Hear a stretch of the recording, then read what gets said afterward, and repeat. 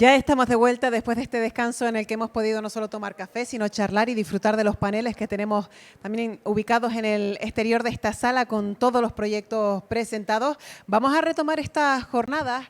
Antes me gustaría recordarles que tienen la posibilidad de hacer preguntas, de hacer cuestiones a las personas que exponen sus proyectos y lo pueden hacer pidiendo los tarjetones que tienen las personas de la organización, escribiendo su pregunta y a quién va dirigida, y siempre al final de cada bloque pues les haremos llegar esas cuestiones. Como decimos, retomamos esta actividad, esta jornada, y lo vamos a hacer escuchando y conociendo el proyecto realizado por Nieves Zurita y Sofía Rodríguez sobre el impacto del uso público en zonas costeras de Canarias. Será Nieves Zurita quien lo exponga.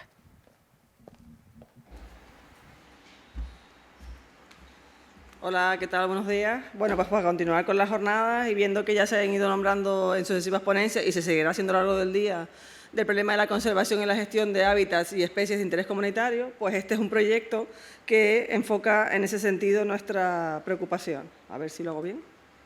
A ver. No. Perdón. Socorro. Ahora.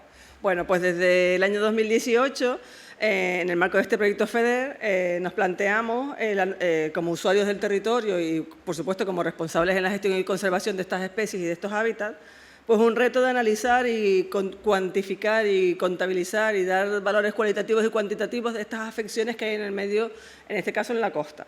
Empezó con el proyecto en las islas de Tenerife, Gran Canaria y Fuerteventura. Visto el éxito del proyecto, la cantidad de información que obtuvimos y demás, lo trasladamos al resto del archipiélago.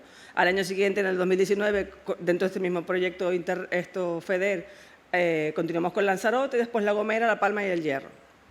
¿Qué es lo que nos planteamos desde el principio? Bueno, pues unos objetivos claros era la selección de las localidades para prospectar en cada uno de los proyectos, es decir, queríamos tener, para dar respuesta también a la problemática que teníamos de hábitat y de especies, pues localidades concretas en las que teníamos conocimiento que habían esas afecciones o que se podían detectar esas afecciones. Teníamos claro también que teníamos que delimitar, clasificar y cuantificar, sobre todo para dar un carácter homogéneo de los datos al registro de actividades en cada una de esas localidades. Evidentemente, identificar y lo mismo, clasificar para poder normalizar ese tipo de impactos que afectan a especies y hábitat. Y, por supuesto, al final de este proyecto no podía ser de otra manera sino obtener una diagnosis y una propuesta de medidas a tener en cuenta. Perdón. Bien, pues ¿cómo lo hicimos?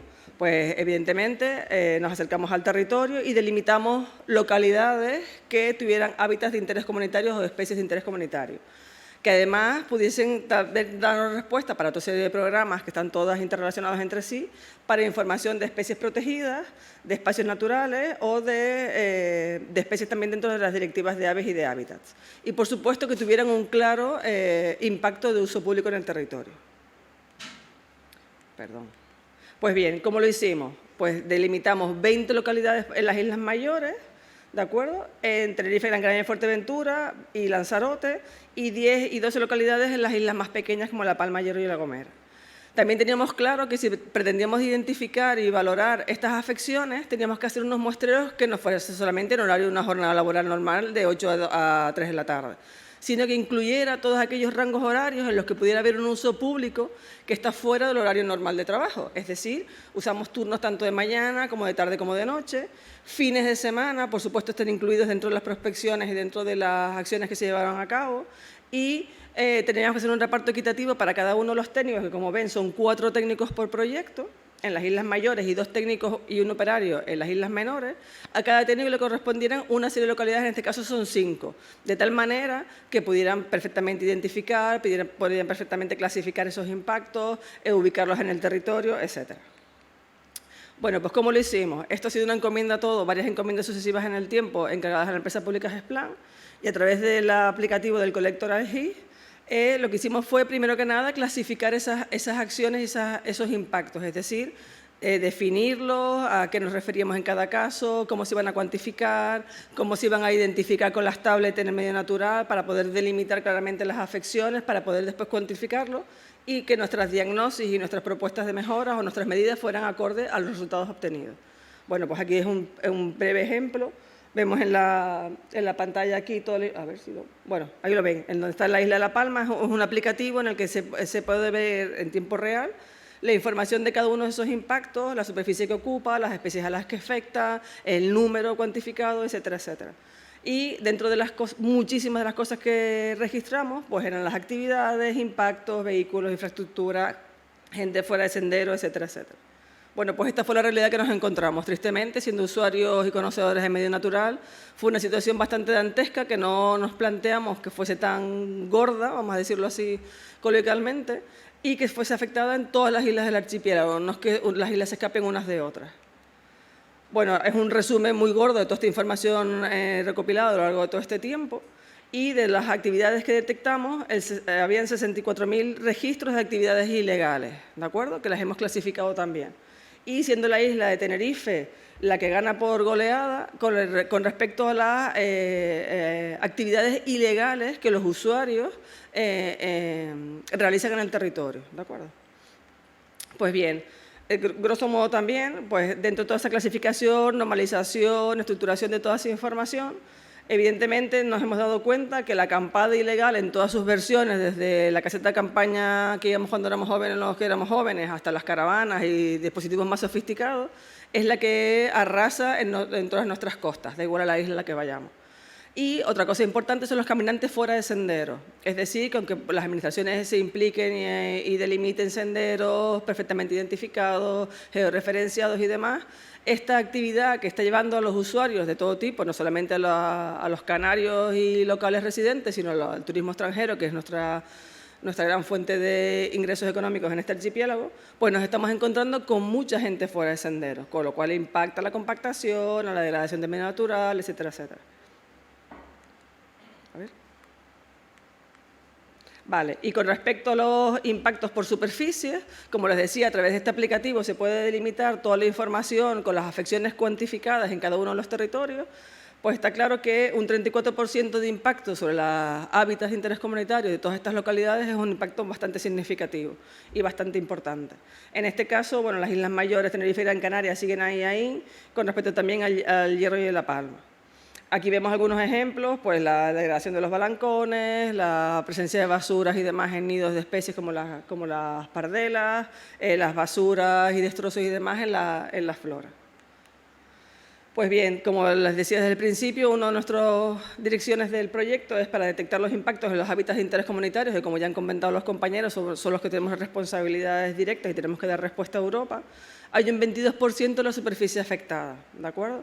Sobre todo balancones, sistemas dunares y en el caso del 1150 y del 92D0, el tema de los saladares y humedales y de los tarajales. Ay, perdón. Y, evidentemente, no solamente expuesto a la parte negativa, sino hay que darle la visión positiva de la diagnosis y de las posibles medidas que podemos tomar ante esta situación tan clara y cuantificada. Y van desde la vigilancia de las zonas costeras, que esa es casi como obvia, pero en la que hay que implicar a todos los agentes, no solamente al propio personal de los agentes de medio ambiente de los propios cabildos, sino también, como comentaba Sofía, a la policía local, al SEPRONA y otros agentes como la ciudadanía, ¿de acuerdo? Que se pueden contemplar como un agente más a la hora de colaborar y de detectar y de denunciar este tipo de afecciones en el medio natural. Como medidas propuestas y muy significativas y de relativa sencillez de ejecución, estaría el cierre de pistas y accesos. Este proyecto se presentó en el marco del Plan de Recuperación del Chorlitejo, Patinegro, en las islas de Lanzarote y Fuerteventura, y desde esas unidades insulares era clara la delimitación, les había gustado mucho que nosotros hubiéramos delimitado realmente qué zonas eran las más afectadas, con lo cual estaban muy interesados en poder llevar a cabo esos cierres o esa redirección de esos usuarios en el medio natural. También delimitar zonas de aparcamientos, evidentemente todos queremos llegar a la playa, pero no se puede llegar a la orilla de la playa del Callado, sino hay que buscar sistemas en el que la gente aparque retranqueado de las zonas, de los hábitats, etcétera, señalados, por supuesto. Mejora de las cartelerías de los aparcamientos, porque la gente no entiende que eso no es una zona en la que se puede aparcar, sino hay una señal que ponga prohibido aparcar y una señal, etcétera. Y está clarísimo, dado el impacto que tiene detectado en este proyecto de las zonas de acampada, hay que replantearse, reconducir las propuestas de zonas de acampadas y de campings establecidos, legales y gestionados. Evidentemente también fue una cosa muy gorda el tema de los residuos, ya que está toda esta gente en el territorio, toda esta gente acampada, pues la acumulación de basuras y demás, era importante, con lo cual hay que hacer una limpieza, una delimitación de zonas de recogida de residuos selectiva, etcétera. Y sobre todo campañas de concienciación, que ya veremos ahora un ejemplo, y la mejora de la cartelería de los valores ambientales de las zonas, porque muchas veces nos acercamos a la costa y la gente lo que ve es un terreguero de piedras y palos que no tiene ningún sentido, que es no vemos la Urisilva verde estupenda, ni vemos el Parque Nacional del Teide, sino vemos terregar que la gente piensa que bueno, ahí no hay nada y no tiene ninguna importancia.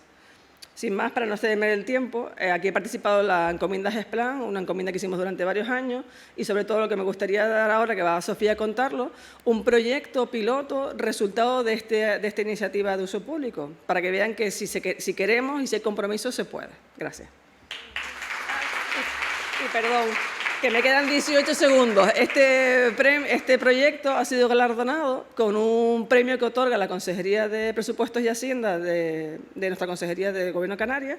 Es un premio que da a cada comunidad autónoma, la puede establecer y otorgar de buenas prácticas en la ejecución del proyecto, no solo por el cumplimiento de los objetivos, sino por las propuestas y las futuras medidas que se pueden realizar. Pues este es nuestro premio. Gracias.